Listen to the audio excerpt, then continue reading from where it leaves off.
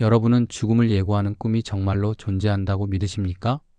오늘 들려드릴 이야기는 한 젊은이가 경험한 실제 사건입니다.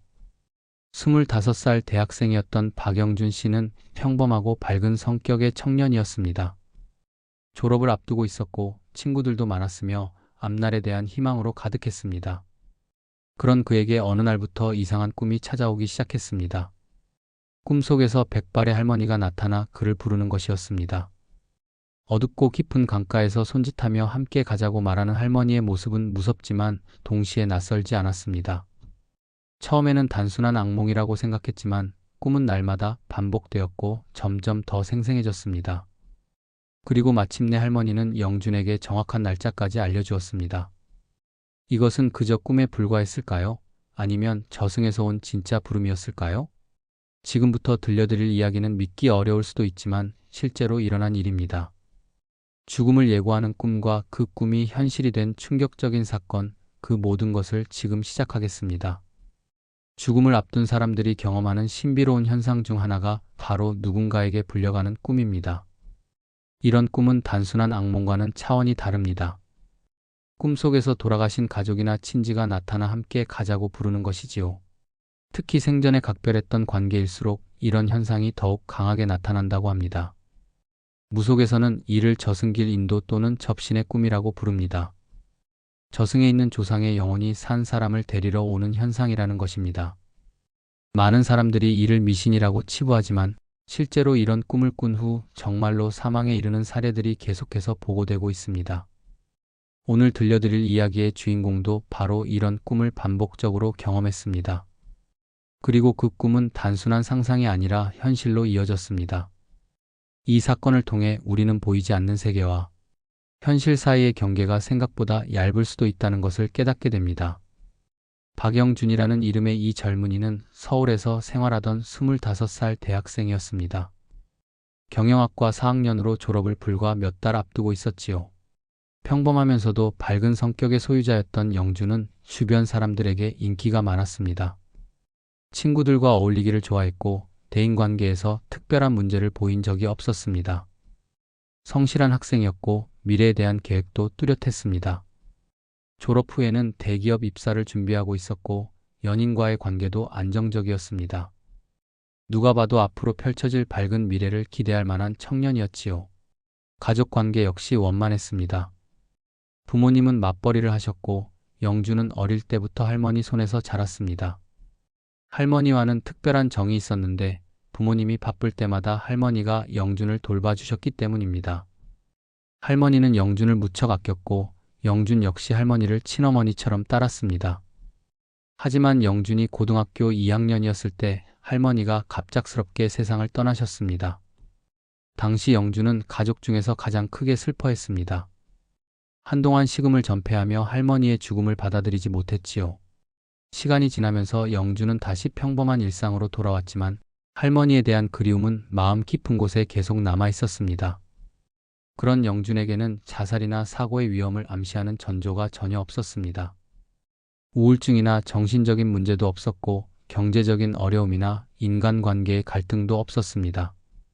오히려 졸업을 앞두고 새로운 시작에 대한 기대감이 컸던 시기였습니다. 이상한 일은 어느 날 밤부터 시작되었습니다. 영준이 같은 꿈을 반복해서 꾸기 시작한 것입니다. 그 꿈은 너무나 생생해서 단순한 꿈이라고 하기에는 뭔가 다른 느낌이었습니다. 꿈속의 배경은 언제나 같았습니다. 어둡고 깊은 강가였는데 마치 절벽과 같은 경계 공간 같은 느낌이었습니다. 물소리가 들리고 차가운 공기가 느껴졌습니다. 그리고 그곳에는 백발의 할머니가 흰옷을 입고 서 계셨습니다. 할머니의 얼굴은 어둠 속에서 정확히 보이지 않았지만 영준에게는 전혀 낯설지 않았습니다. 할머니는 손짓하며 영준을 부르셨습니다. 이리 와라, 같이 가자고 말씀하시면서 영준의 이름을 직접 부르셨지요. 그 목소리는 분명히 들렸고 너무나 친숙했습니다. 처음에는 무섭다는 느낌이 앞섰습니다. 어둠 속에서 누군가가 자신을 부르는 상황이니 당연한 일이었지요. 하지만 동시에 이상하게 끌리는 느낌도 있었습니다. 마치 오랫동안 헤어져 있던 가족을 만나는 것 같은 그리움과 반가움이 섞여 있었습니다. 이 꿈의 가장 특별한 점은 그 생생함이었습니다. 일반적인 꿈과는 차원이 달랐습니다. 강가의 습한 냄새, 차가운 공기, 물소리, 할머니의 목소리까지 모든 것이 현실처럼 느껴졌습니다. 꿈에서 깨어나면 영주는 항상 식은땀에 흠뻑 젖어 있었습니다. 며칠이 지나자 꿈은 점점 변화하기 시작했습니다. 처음에는 할머니가 멀리서 손짓만 하셨는데 점차 가까이 다가오기 시작하신 것입니다. 그리고 영준의 손을 잡으려고 하셨습니다. 영준이 무서워서 도망치려 하면 할머니는 뒤따라오시며 가지 말고 같이 가자고 말씀하셨습니다. 꿈이 반복될수록 영준의 일상에도 변화가 나타났습니다. 식욕이 떨어지기 시작했고 밤에 잠들기가 어려워졌습니다. 친구들이 보기에도 영준의 눈빛이 달라졌습니다. 예전의 밝고 희망찬 모습 대신 체념하고 포기한 듯한 인상을 주었지요. 영준은 친구들에게 이 꿈에 대해 이야기했습니다. 하지만 대부분의 사람들은 스트레스 때문에 생긴 악몽이라고 생각했습니다. 졸업을 앞두고 취업 준비로 인한 압박감이 꿈으로 나타난 것이라고 해석한 것이지요. 영준 자신도 처음에는 그렇게 생각하려 했습니다. 하지만 영준만큼은 확신했습니다. 이것은 단순한 악몽이 아니라 뭔가 다른 것이라고 말입니다. 꿈의 생생함과 반복성, 그리고 할머니의 모습이 너무나 구체적이고 현실적이었기 때문입니다. 영준은 이 꿈이 자신에게 어떤 의미 있는 메시지를 전달하려는 것이라고 느끼기 시작했습니다. 시간이 지날수록 영준의 꿈은 더욱 강렬해졌습니다. 단순히 반복되는 것이 아니라 점진적으로 변화하고 발전하고 있었습니다. 마치 할머니가 영준에게 더 가까이 다가오려고 노력하시는 것 같았지요. 처음 며칠 동안은 할머니가 강 건너편에서 멀리 손짓만 하셨습니다. 그런데 일주일이 지나자 할머니는 강을 건너 영준 쪽으로 다가오기 시작하셨습니다. 영준이 무서워서 뒤로 물러서면 할머니는 더욱 간절하게 손을 내밀며 가지 말라고 하셨습니다. 할머니의 목소리도 점점 더 분명해졌습니다. 처음에는 웅얼거리는 듯한 소리였는데 이제는 또렷하게 영준의 이름을 부르셨습니다. 영준아, 할머니랑 같이 가자고 말씀하시는 목소리가 귓가에 생생하게 들렸습니다. 그 목소리는 영준이 어릴 때 들었던 할머니의 목소리와 정확히 같았습니다. 가장 충격적이었던 것은 할머니가 영준의 손을 잡으려고 시도하신 일이었습니다. 꿈속에서 할머니의 손이 영준의 손에 닿는 순간 영준은 소스라치게 놀라며 깨어났습니다. 그런데 이상하게도 손에는 차가운 느낌이 그대로 남아 있었습니다. 마치 정말로 누군가의 차가운 손에 닿았던 것처럼 말입니다. 이런 일이 반복되자 영준의 일상생활에도 큰 변화가 나타났습니다. 식욕이 현저히 떨어져서 하루에 한 끼도 제대로 먹지 못하는 날이 많아졌습니다. 체중도 눈에 띄게 줄었고 얼굴빛도 창백해졌습니다. 수면 패턴도 완전히 망가졌습니다. 꿈이 무서워서 잠들기를 두려워했고 겨우 잠이 들어도 같은 꿈 때문에 중간에 깨어나곤 했습니다. 깨어나서도 다시 잠들기가 어려웠기 때문에 만성적인 수면 부족에 시달렸습니다. 가족과 친구들이 보기에도 영준의 변화는 명확했습니다. 예전에 밝고 활기차던 모습은 찾을 수 없었고 대신 무기력하고 체념한 듯한 인상을 주었습니다. 눈빛도 달라졌는데 마치 이미 무언가를 포기하고 받아들인 사람의 눈빛 같았습니다. 친구들이 걱정하며 병원에 가보라고 권했지만 영준은 거부했습니다. 의사가 뭘 할 수 있겠느냐며 이건 의학으로 해결할 문제가 아니라고 말했습니다. 영준은 점점 더 확신하고 있었습니다. 이 꿈은 단순한 악몽이 아니라 할머니가 정말로 자신을 부르는 것이라고 말입니다. 그리고 마침내 결정적인 순간이 찾아왔습니다. 영준이 꿈을 꾸기 시작한 지 보름이 지난 어느 밤 할머니는 지금까지와는 완전히 다른 이야기를 하셨습니다. 그날 밤 꿈에서 할머니는 평소보다 훨씬 가까이 다가오셨습니다. 그리고 영준의 어깨에 손을 올리며 또렷하게 말씀하셨습니다. 영준아, 이번 주 토요일에 할머니랑 같이 가야 한다고 하시면서 더 이상 미룰 수 없다고 하셨습니다. 할머니는 어디로 가는지에 대해서는 구체적으로 설명하지 않으셨습니다. 다만 같이 가야 한다는 말만 반복하셨지요. 그런데 이번에는 할머니의 표정이 조금 달랐습니다. 예전의 자애로운 모습보다는 간절하고 절박한 느낌이 강했습니다. 영준은 꿈에서 깨어나자마자 달력을 확인했습니다. 그날이 월요일이었으므로 할머니가 말씀하신 토요일은 불과 닷새 후였습니다. 영준은 온몸이 떨렸지만 동시에 묘한 안도감도 느꼈습니다. 마침내 이 모든 것이 끝날 날이 정해진 것 같다는 생각이 들었기 때문입니다. 이상한 것은 영준의 반응이었습니다. 보통 사람이라면 이런 꿈을 꾸고 나서 공포에 떨거나 누군가에게 도움을 요청했을 것입니다. 하지만 영준은 오히려 평온해 보였습니다. 마치 오랫동안 기다려온 일이 드디어 현실이 된 것처럼 담담한 표정을 지었습니다. 영준은 몇몇 친구들에게 이 꿈에 대해 이야기했습니다. 할머니가 토요일에 함께 가자고 했다는 내용이었지요. 친구들은 당연히 걱정했지만 영준의 반응이 너무 차분해서 오히려 당황했습니다. 영준은 감정적인 동요를 거의 보이지 않았고 마치 이미 모든 것을 받아들이고 결정을 내린 사람처럼 행동했습니다. 가족들도 영준의 변화를 느꼈습니다.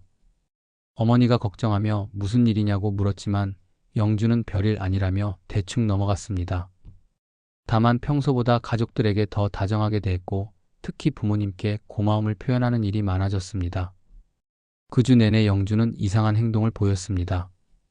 마치 무언가를 정리하는 것처럼 자신의 물건들을 깔끔하게 정돈했고 오랫동안 연락하지 않았던 친구들에게 안부 인사를 보냈습니다.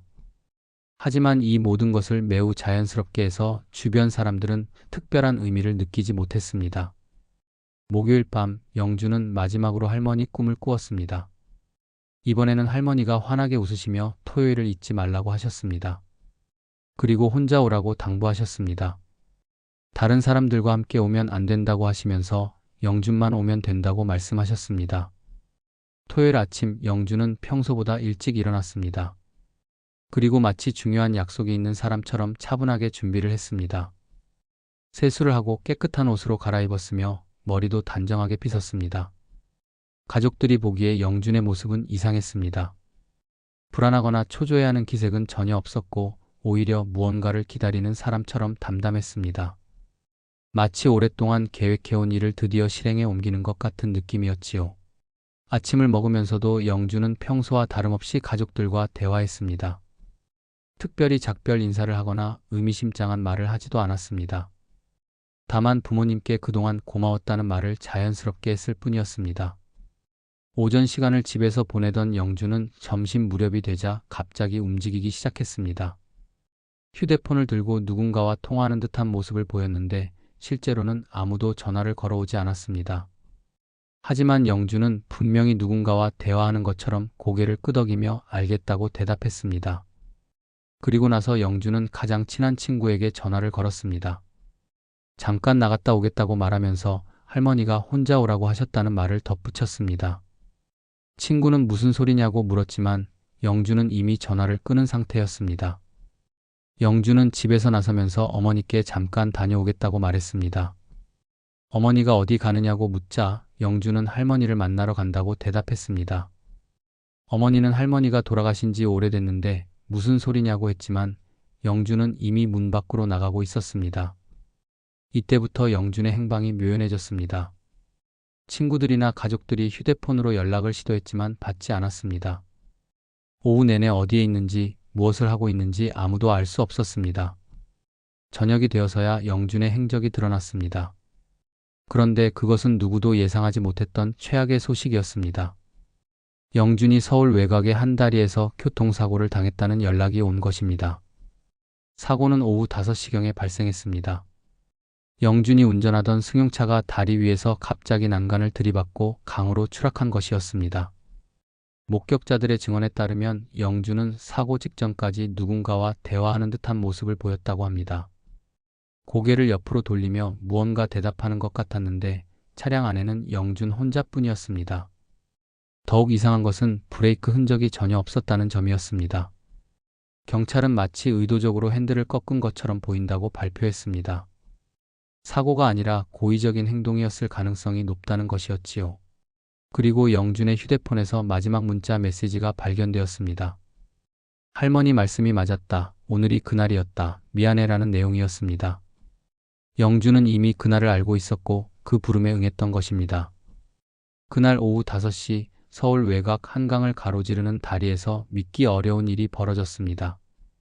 평소 교통량이 많지 않아 한적한 편인 이 다리에서 승용차 한 대가 갑자기 중앙선을 넘어 난간을 들이받았습니다. 목격자들의 증언에 따르면 사고 순간은 매우 이상했습니다. 차량이 정상 속도로 달리다가 아무런 전조 없이 갑자기 핸들을 오른쪽으로 급하게 꺾었다는 것입니다. 마치 누군가 운전석에서 강제로 핸들을 돌린 것처럼 보였다고 합니다. 더욱 기묘한 것은 브레이크를 밟은 흔적이 전혀 없었다는 점이었습니다. 일반적인 교통사고라면 운전자가 위험을 감지하고 흡브레이크를 밟기 마련인데 영준의 경우에는 그런 시도조차 없었습니다. 오히려 엑셀러레이터를 더 밟은 것처럼 속도가 붙어 있었습니다. 사고 직전 영준의 모습을 본 목격자는 더욱 충격적인 증언을 했습니다. 영준이 운전을 하면서 조수석 쪽을 바라보며 누군가와 대화하는 것 같았다는 것입니다.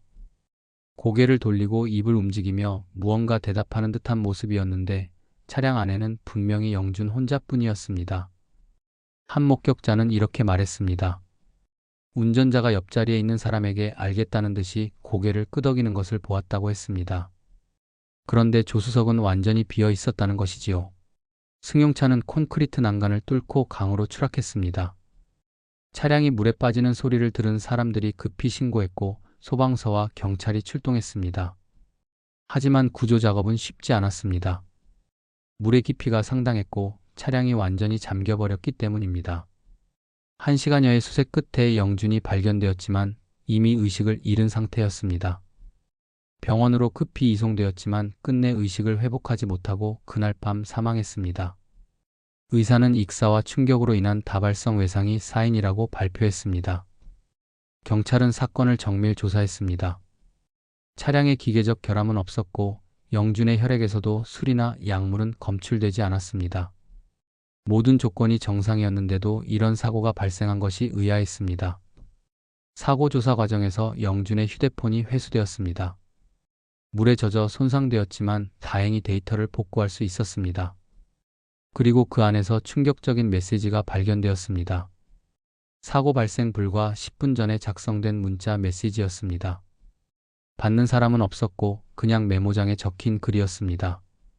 내용은 간단했지만 모든 것을 말해주고 있었습니다. 할머니 말씀이 맞았다. 오늘이 그날이었다. 미안해. 이 짧은 문장은 영준이 이미 자신에게 일어날 일을 알고 있었다는 것을 보여주었습니다. 꿈에서 할머니가 말씀하신 토요일이 바로 그날이었고 영준은 그 예언을 믿고 있었던 것입니다. 메시지의 톤도 매우 특이했습니다. 절망이나 공포의 감정은 전혀 느껴지지 않았습니다. 오히려 무언가를 확인하고 받아들이는 듯한 담담함이 있었습니다.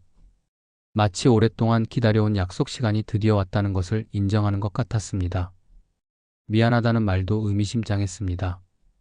가족과 친구들에게 걱정을 끼치게 될 것을 미리 사과하는 것인지 아니면 할머니를 더 이상 기다리게 할 수 없다는 의미인지 알 수 없었습니다. 휴대폰의 통화 기록도 조사되었습니다. 그날 오후 영준이 집에서 나가기 전에 걸었다고 했던 전화는 실제로는 없었습니다. 누구도 영준에게 전화를 걸지 않았고 영준도 누구에게도 전화하지 않았습니다. 그런데 영준은 분명히 누군가와 통화하는 것처럼 행동했던 것입니다. 이 모든 증거들은 한 가지 결론을 가리키고 있었습니다. 영준은 이미 자신의 운명을 알고 있었고 그것을 받아들이고 있었다는 것입니다. 사고가 아니라 예정된 일이었던 셈이지요. 영준의 장례는 사고 발생 사흘 후에 치러졌습니다. 가족과 친구들이 모여 마지막 인사를 나누는 자리였는데 여기서 모든 퍼즐의 마지막 조각이 맞춰졌습니다. 장례식장 한편에는 영준의 할머니 영정 사진이 함께 놓여 있었습니다. 10년 전에 돌아가신 할머니를 기리기 위한 것이었는데 이 사진을 본 영준의 절친한 친구가 큰 충격을 받았습니다. 그 친구는 영준이 꿈에서 봤다고 했던 할머니의 모습을 자세히 들었던 사람이었습니다. 백발의 흰옷을 입은 할머니, 자애로우면서도 간절한 표정, 그리고 영준을 부르는 모습까지 모든 것을 들었었지요. 그런데 영정사진 속 할머니의 모습이 영준이 꿈에서 묘사했던 것과 거의 일치했습니다.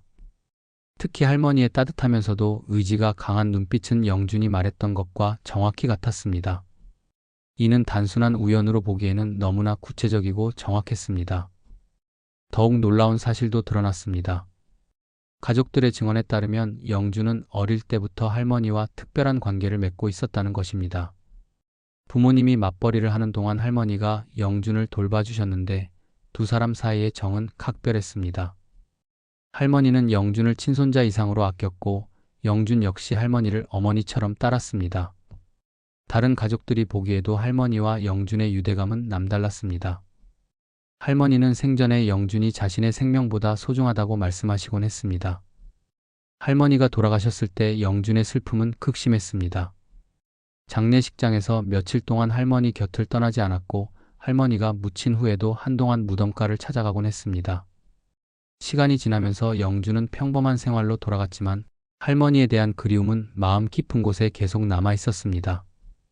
이런 배경을 알게 된 사람들은 영준의 꿈을 단순한 악몽이나 스트레스성 환상으로 치부할 수 없게 되었습니다. 할머니와 영준 사이의 깊은 애정과 유대감을 생각하면 저승에서 할머니가 외로워하며 가장 사랑했던 손자를 부를 수도 있다는 생각이 들었기 때문입니다. 장례식에 참석한 나이든 친척 한 분은 이렇게 말씀하셨습니다. 할머니가 영준을 얼마나 아끼셨는지 아는 사람이라면 이런 일도 가능하다고 믿을 수 있을 것이라고 하셨습니다. 특히 무속에서는 이런 현상을 저승길 인도라고 부르며 드물지만 실제로 일어나는 일이라고 설명했습니다. 영준의 사건이 알려지면서 여러 무속인들이 이에 대한 해석을 내놓았습니다. 대부분의 무속인들은 이 사례를 전형적인 저승길 인도 현상이라고 설명했습니다.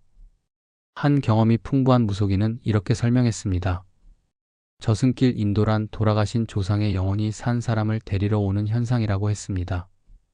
특히 생전에 정이 깊었던 관계일수록 이런 일이 일어날 가능성이 높다고 합니다. 혈연관계 중에서도 부모와 자식, 조부모와 손자, 손녀 사이에서 가장 강하게 나타난다고 했습니다. 이런 현상이 일어나는 이유에 대해서도 설명했습니다. 저승에 간 영혼이 외로움을 견디지 못하거나 생전에 너무 사랑했던 사람에 대한 그리움 때문에 일어난다는 것입니다. 특히 갑작스럽게 세상을 떠난 경우나 미련이 많이 남은 경우에 이런 일이 자주 발생한다고 했습니다. 영준의 할머니 경우를 보면 이런 조건들이 모두 맞아떨어집니다. 할머니는 영준을 친손자 이상으로 아꼈고 영준 역시 할머니를 무척 따랐습니다. 할머니가 돌아가셨을 때도 비교적 갑작스럽게 세상을 떠나신 편이었고 가장 사랑하는 손자를 두고 가야 했던 아쉬움이 클 수밖에 없었을 것입니다. 무속에서는 이런 경우 저승에 간 영혼이 적응하지 못하고 계속 이승을 그리워한다고 봅니다. 특히 가장 애착이 있었던 사람을 자꾸 생각하게 되고 결국에는 그 사람을 데리러 오게 된다는 것입니다. 영혼의 입장에서는 외로움을 달래고 싶은 마음이었겠지만 산 사람에게는 죽음으로 이어지는 위험한 일이 되는 것이지요. 또 다른 무속인은 영준의 심리 상태도 중요한 요인이었다고 분석했습니다. 무속에서는 정신적으로 예민하거나 약해진 시기에 이런 일이 더 잘 일어난다고 봅니다. 영준의 경우 졸업을 앞두고 미래에 대한 걱정이나 스트레스가 있었을 수도 있고 이런 상황에서 할머니에 대한 그리움이 더욱 강해졌을 가능성이 높습니다. 무의식적으로 할머니와 함께 있고 싶다는 마음이 할머니의 부름에 응답하게 만들었다는 해석입니다. 영준이 꿈에서 할머니를 따라가려고 했던 것도 현실에서 그 부름에 응했던 것도 모두 이런 심리적 요인 때문이라는 것이지요. 무속인들은 또한 이런 현상이 일어날 때의 특징들을 설명했습니다. 꿈이 매우 생생하고 반복적으로 나타나며 점점 더 구체적이고 강렬해진다는 점이 바로 저승길 인도의 전형적인 특징이라고 했습니다. 특히 날짜나 장소를 알려주는 꿈은 매우 강한 신호로 봐야 한다고 강조했습니다. 한 무속인은 영준의 마지막 행동들도 이런 관점에서 해석했습니다. 사고 당일 영준이 누군가와 대화하는 것처럼 행동했던 것, 조수석을 바라보며 대답하는 듯한 모습을 보였던 것 모두 할머니가 실제로 영준 곁에 와 있었다는 증거라고 보았습니다. 무속에서는 이런 상황에서 돌아가신 분의 영혼이 산 사람 곁에 나타날 수 있다고 봅니다. 일반 사람들의 눈에는 보이지 않지만 부름을 받는 당사자에게는 분명하게 느껴진다는 것입니다. 영준이 마지막 순간까지 할머니와 대화하고 있었다는 것이 이를 뒷받침한다고 했습니다. 영준의 사건이 알려진 후 많은 사람들이 가장 아쉬워한 것은 예방할 기회가 있었는데도 놓쳤다는 점이었습니다. 무속인들은 이런 현상을 미리 막을 수 있는 방법들이 있다고 입을 모아 말했습니다. 가장 중요한 것은 반복되는 꿈의 의미를 제대로 파악하는 것입니다. 돌아가신 가족이 꿈에 나타나 함께 가자고 부르는 꿈이 계속 반복된다면 반드시 전문가의 도움을 받아야 한다고 했습니다. 특히 꿈이 점점 생생해지고 구체적인 내용이 나온다면 더욱 심각하게 받아들여야 한다는 것입니다. 무속에서는 이런 경우 굿이나 천도제 같은 의식을 통해 조상의 혼을 달래는 방법을 사용합니다. 돌아가신 분의 영혼이 저승에서 평안히 쉴 수 있도록 도와드리고 산 사람에게 미치는 영향을 차단하는 것입니다. 이런 의식을 제대로 치르면 대부분의 경우 문제가 해결된다고 했습니다. 영준의 경우에도 처음 꿈을 꾸기 시작했을 때 이런 조치를 취했다면 충분히 막을 수 있었을 것이라고 무속인들은 아쉬워했습니다. 특히 할머니가 날짜를 알려주는 꿈을 꾼 시점에서라도 적절한 의식을 치렀다면 영준을 구할 수 있었을 것이라고 말했습니다. 하지만 현실적으로는 여러 가지 장벽이 있었습니다. 우선 가족과 친구들 대부분이 영준의 꿈을 단순한 스트레스성 악몽으로 받아들였다는 점입니다. 현대 사회에서는 무속적 해석보다는 과학적이고 의학적인 설명을 선호하는 경향이 강하기 때문에 이런 현상을 초자연적인 것으로 받아들이기 어려웠던 것입니다. 영준 자신도 처음에는 꿈을 대수롭지 않게 여겼습니다. 친구들에게 이야기는 했지만 심각한 상황으로 인식하지 않았고 무속 상담을 받아보자는 생각은 하지 못했습니다. 설사 그런 생각을 했다고 하더라도 주변의 반대에 부딪혔을 가능성이 높습니다. 또한 영준의 가족이 무속을 믿지 않는 분위기였던 것도 문제였습니다. 특히 젊은 세대일수록 이런 전통적인 믿음에 대해 회의적인 태도를 보이는 경우가 많습니다. 영준의 부모님도 아들의 꿈 이야기를 들었지만 의학적 치료만 권했을 뿐 무속적 해결책은 고려하지 않았습니다. 시기적인 문제도 있었습니다. 할머니가 날짜를 알려준 꿈을 꾼 시점부터 실제 사건이 일어날 때까지는 불과 닷새밖에 시간이 없었습니다. 설사 그때라도 무속적 도움을 받으려고 했다면 시간이 너무 촉박했을 것입니다. 제대로 된 굿이나 의식을 준비하기에는 충분하지 않은 시간이었지요. 무속인들은 이런 아쉬움을 바탕으로 몇 가지 교훈을 제시했습니다. 첫째, 돌아가신 가족이 꿈에 자주 나타나면 가볍게 넘기지 말아야 한다는 것입니다. 둘째, 현대의학과 전통적 믿음을 대립적으로 보지 말고 상호 보완적으로 활용해야 한다는 점입니다. 셋째, 이런 현상이 나타나면 혼자 고민하지 말고 반드시 전문가의 도움을 받아야 한다는 것입니다. 한 무속인은 이렇게 말했습니다. 영준의 사례가 더 이상 반복되지 않으려면 사람들의 인식이 바뀌어야 한다고 했습니다. 과학과 전통, 현실과 영성 사이의 균형을 찾아야 하며 무엇보다 생명의 소중함을 최우선으로 생각해야 한다는 것입니다. 영준의 사건은 우리에게 여러 가지 중요한 교훈을 남겼습니다. 무엇보다 반복되는 부름의 꿈을 절대 가볍게 여겨서는 안 된다는 점입니다. 특히 돌아가신 가족이 꿈에 나타나 함께 가자고 부르는 경우에는 더욱 주의해야 합니다. 이런 꿈이 한두 번 나타나는 것은 자연스러운 일일 수도 있지만 계속 반복되고 점점 생생해진다면 다른 차원의 문제로 받아들여야 합니다. 영준의 경우처럼 꿈속에서 구체적인 날짜나 장소를 알려준다면 이는 매우 강한 신호로 봐야 한다는 것입니다. 두 번째 교훈은 절대 혼자 견디려 하지 말아야 한다는 점입니다. 영준은 친구들에게 꿈 이야기를 했지만 심각성을 제대로 전달하지 못했습니다. 주변 사람들도 단순한 스트레스성 악몽으로만 받아들였지요. 하지만 이런 현상이 나타나면 가족과 친구들에게 반드시 알리고 필요하다면 전문가의 도움을 요청해야 합니다. 여기서 전문가란 의료진만을 말하는 것이 아닙니다. 현대의학으로 설명할 수 없는 영역이라면 상담 전문가나 종교인, 무속인까지 포함해서 다양한 도움을 받을 수 있어야 합니다. 어떤 방법이든 생명을 구할 수 있다면 시도해 볼 가치가 있습니다. 세 번째는 산 사람은 반드시 산 사람의 세계에 있어야 한다는 원칙입니다. 돌아가신 분에 대한 그리움과 사랑이 아무리 크다고 해도 아직 자신의 때가 아니라면 그 부름에 응해서는 안 됩니다. 영준의 경우 할머니에 대한 애정이 너무 깊었고 할머니 역시 손자를 너무 사랑했기 때문에 이런 일이 벌어졌을 수도 있습니다. 하지만 진정한 사랑이라면 상대방이 자신의 삶을 온전히 살 수 있도록 놓아주는 것이어야 합니다. 저승에 계신 분들도 산 사람들이 주어진 생명을 다하고 자연스럽게 때가 되었을 때 만나기를 바라실 것입니다. 네 번째 교훈은 현대 과학과 전통적 믿음 사이의 균형을 찾아야 한다는 점입니다. 모든 것을 과학적으로만 설명하려 하다 보면 놓치는 부분이 있을 수 있습니다. 반대로 무속적 해석에만 의존하는 것도 위험할 수 있지요. 중요한 것은 열린 마음으로 다양한 가능성을 고려하고 생명을 구하는 데 도움이 되는 모든 방법을 시도해 보는 것입니다. 마지막으로 주변 사람들의 역할도 중요합니다. 가족이나 친구가 이상한 꿈이나 현상을 경험한다고 말할 때 무조건 무시하거나 비웃지 말아야 합니다. 설사 믿기 어려운 이야기라고 하더라도 진지하게 들어주고 함께 해결 방법을 찾아야 합니다. 지금까지 들려드린 영준의 이야기는 어쩌면 단순한 우연의 일치일 수도 있습니다. 꿈과 현실 사이의 기묘한 연결고리가 만들어낸 비극적인 사건일 수도 있지요.